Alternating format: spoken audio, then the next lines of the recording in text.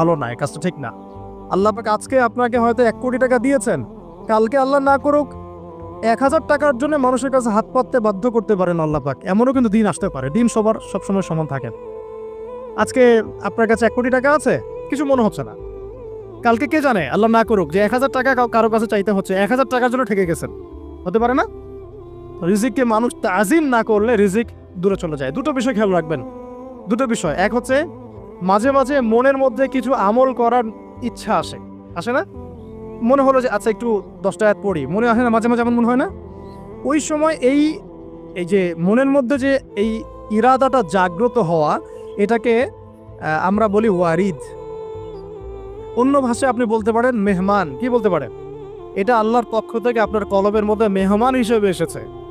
এখন আপনি যদি আমলটা করেন, সেই মেহমান বারবার আপনার কলবে আসবে। যদি আপনি ওই সময় আমলটা না করেন, মেহমান চলে যাবে।